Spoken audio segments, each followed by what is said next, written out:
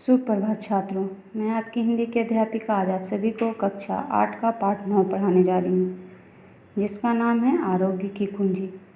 यह एक निबंध है, जिस निबंध के माध्यम से हमें ये बताया जा रहा है कि हम लोग अपने शरीर को निरोग तथा बलिष्ठ किस प्रकार बना सकते हैं।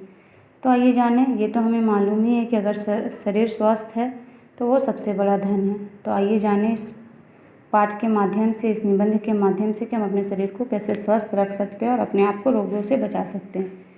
तो शरीर की निरोगता एवं बलिष्ठता के लिए मुख्य दृष्टि पौष्टिक आहार या औषधि उपचार पर है। यदि हमें अपने शरीर को स्वस्थ रखना है तो उसके लिए हमें सबसे पहले पौष्टिक आहार लेना होगा और औषधि का सही समय पर उसका इस्तेमाल करना होगा। बीमार होने पर लोग चिकित्सकों की शरण में दौड़ते हैं, मानो रोगों को बुलाने भगाने की ठेकेदारी उन्होंने ही हथियार रखी हो। इस प्रयास में रोगियों को बहुत कम सफलता मिलती है। वे चिकित्सक और नुस्खे बदलने अपना पैसा और समय गंवाते रहते हैं, पर बीमारी टस से मस नहीं होती।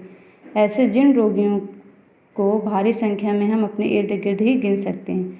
लेखक कहते हैं कि ऐसे रोगी जो बीमारी को लेकर ही एक डॉक्टर से दूसरे डॉक्टर के पास भागते हैं, नुस्खे बदलते हैं, वैसे हमारे इर्द गिर्द बहुत ज़्यादा हैं जिन्हें हम गिन सकते हैं। यही बात पौष्टिक आहार के स्वास्थ्य संवर्धन के संबंध में है। तो यही बताया जा रहा है।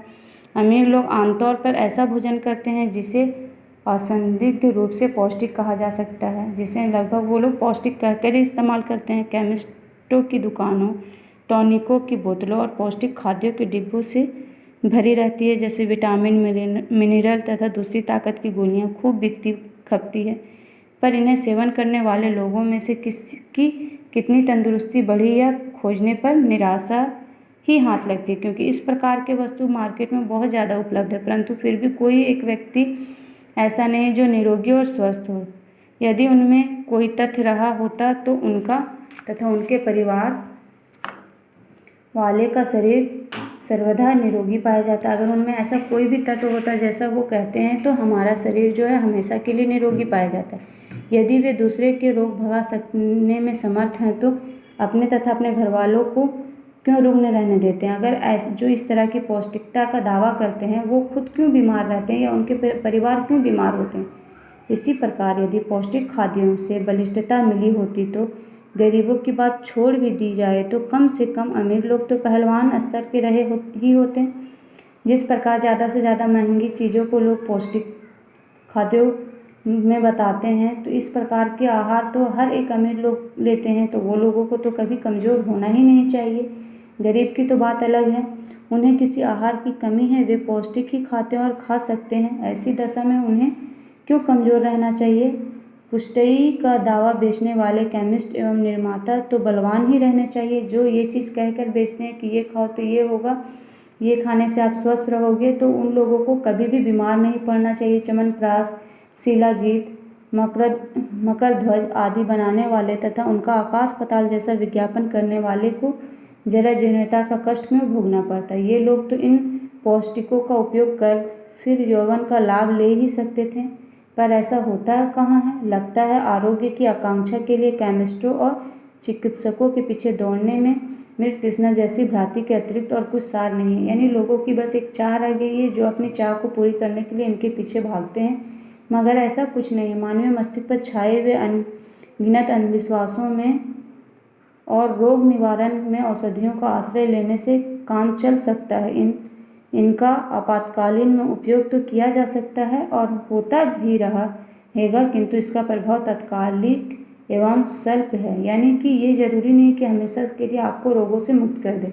वह इतना ही नहीं, जिसके आधार पर दुर्बलता हटाने और रुग्णता मिटाने के लिए निश्चिंत रहा जा सके। यानी इस चीज़ को लेकर आप हमेशा के लिए निश्चिंत नहीं हो सकते हैं। आरोग्य की कुंजी इन आदतों में सन्निहित है जो आहार विहार के चयन करने तथा अपनाने के लिए उत्तरदायित्व है। यानी आरोग्य यानी बिना रोगी आप बने तभी रह सकते हैं जब अपने आहार विहार के चयन करने तथा अपनाने के लिए आप उत्तरदायित्व हैं। इस संबंध में जो ढील बरती जाती है तथा अव्यवस्था फैलाई जाती है, उसी से ईश्वर प्रदत्त स्वास्थ्य संपदा को आघात पहुँचता है और दुर्बलता एवं रुग्णता घेरती है।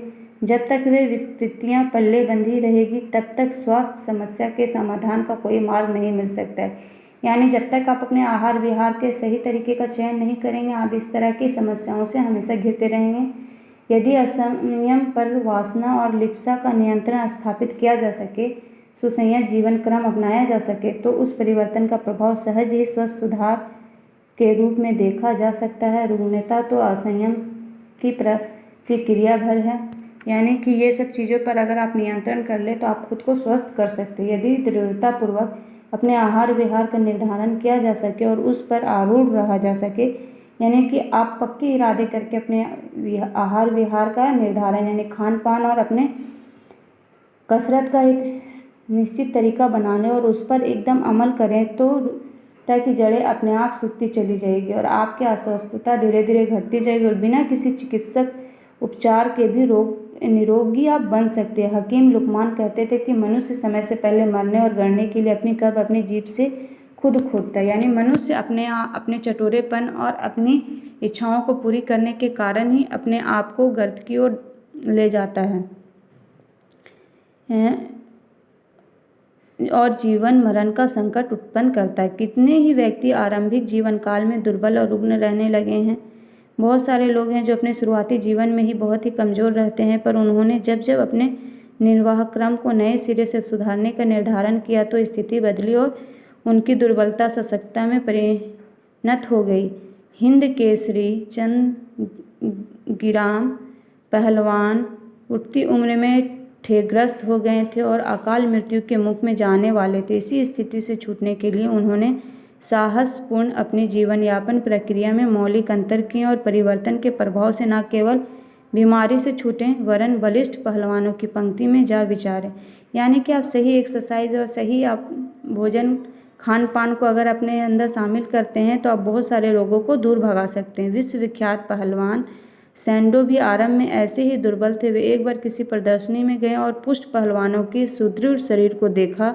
उन्होंने ललचाई आंखों से अपने पिता से पूछा, क्या ऐसा ही शरीर बना सकना मेरे लिए संभव हो सकता है? तभी पिता ने सुनिश्चित उत्तर दिया कि आहार विहार की नीति रीति को सही बनाने वाला हर व्यक्ति ऐसा स्वस्थ शरीर और दीर्घ जीवन प्राप्त कर सकता है। यानी अगर जो अपने खाने पीने और अपने एक्सरसाइज पर ध्यान रख ले वो अपने शरीर को सुदृढ़ और स्वस्थ बना सकता है। सैंडो ने क्या करना चाहिए यह पूछा और जो बताया गया उसी की पक्के इरादे से करने में जुट गए। फलतः स्वास्थ्य सुधार और वे विश्वविख्यात पहलवान बने। गांधी जी जिन दिनों दक्षिण अफ्रीका में थे उन दिनों उनका पेट बुरी तरह खराब था। कब्ज निवारण के लिए एनीमा का सहारा लेना पड़ता था। लगता था वे बहुत दिनों तक जी ना सकेंगे। स्थिति को बदलने के लिए उन्होंने दृढ़तापूर्वक स्वास्थ्य के नियम अपनाए और प्राकृतिक जीवनचर्या की राह अपनाई और लंबा जीवन जिया और वह 120 वर्ष जीवित रहने की तैयारी कर रहे थे। दुर्घटना उन्हें उठा ले गई होती तो अगर ये दुर्घटना उन्हें ये उठा नहीं ले जाती तो वे जरूर ही उतने दिन भी जी लेते। लोकमान्य तिलक भी बचपन में बहुत ही कमज़ोर और बीमार रहते थे। उन्होंने भी अपना स्वास्थ्य सुधारने का उत्तरदायित्व खुद को संभाला और आहार विहार में वो पूरी तरीके से जुट गए और उसके एक अच्छे तरीके से समावेश किया और बलिष्ठता का उपहार प्राप्त किया। ऐसे असंख्य उदाहरण हमेशा मिल सकते हैं जिनमें नियमित और व्यवस्थित दिनचर्या अपनाने वाले ने स्वास्थ्य संवर्धक में सफलता पाई और कालाकल्प जैसे उदाहरण प्रस्तुत किए हैं। प्राचीन काल में भी हनुमान भीष्म जैसे ब्रह्मचर्य पालनकर्ताओं के उदाहरण मौजूद है। जैसे ऋषि मुनि वन परिवेश में रहते थे और वहाँ की स्थिति में कष्ट साध्य अभावग्रस्त जीवन यापन करते थे, तो भी संयम के प्रभाव से उन्होंने सुदृढ़ जीवन दीर्घ जीवन का सुख भोगा। स्वामी दयानंद की बलिष्ठता भी प्रसिद्ध है। उन्होंने एक बार दो मजबूत सांडों को आपस में लड़ते हुए देखकर रोका था। दोनों के सींगे पकड़कर उन्होंने बलपूर्वक हटाया और पीछे धकेल दिया था। बग्घी को पकड़कर घोड़ों के 1000 प्रयत्न करने पर उसने आगे न बढ़ने देने भी ऐसी ही घटनाक्रम है। इसे ब्रह्मचर्य का तप ही कह सकते हैं। वनवासी भील कोल अभावग्रस्त जीवन यापन करते हैं, फिर भी संयमशील रहकर आजीवन बलवान बने रहते हैं। यदि स्वास्थ्य मर्यादाओं का उल्लंघन न किया जाए तो ईश्वर प्रदत्त सुदृढ़ आरोग्य सहज ही जीवन बना रह सकता है। यानी कि हम स्वास्थ्य की जो भी मर्यादाएं नियम बनाए गए हैं उनका उल्लंघन ना करें तो हम भी स्वस्थ रह सकते हैं। किसी बुद्धिमान बाप ने मरते समय अपने बेटों को स्वस्थ और सुखी रहने के लिए 3 शिक्षाएं दी थी। पहले कि फूलों की सेज पर सोना, दूसरा मोहन भोग खाना और तीसरा कि बड़ों के हाथ पैर तोड़ देना। बच्चे इसी पहेली का कुछ अर्थ ना समझ सकें। गरीबों के रहते फूलों की सेज पर सोना, गरीबी के रहते फूलों की सेज पर सोना व मोहन भोग खाना कैसे संभव होता है तथा बड़ों के हाथ पैर तोड़ देने का क्या अर्थ लगेगा। पहेलीकार समझाते हुए बच्चों से कहा कि फूलों की सेज पर सोना का तात्पर्य यह है कि कठोर परिश्रम किया जाए, यानी थकान के बाद आपकी स्थिति ऐसी हो जाएगी कि खुद ब खुद आपको नींद आ जाएगी। मोहन भोग का तात्पर्य है कि ऐसी कड़ी भूख लगने पर ही कुछ खाया जाए जिससे रूखी सूखी दाल रोटी भी मोहन भोग जैसी स्वादिष्ट लगेगी। और बड़े के हाथ पर तोड़ने का मतलब यह है कि कामों में हाथ बटाने का सत प्रयत्न किया जाए ताकि महत्वपूर्ण कार्यों का अनुभव हो सके और उनकी बीमारियां समझ में आ सके। शारीरिक और मानसिक आरोग्य की अक्षुण्ण रखने तथा बढ़ने के लिए ये सर्मिक सूत्र सदा सबके लिए सामान्य रूप में उपयोगी सिद्ध होते रहेंगे। यानी इन तीनों रूपों को अगर आप जान ले तो आप हमेशा ही स्वस्थ भी रहेंगे और अपने कर्तव्यों का भी ढंग से पालन कर सकेंगे। तो उम्मीद करती हूँ कि आप सभी को ये पाठ अवश्य समझ में आया होगा। धन्यवाद।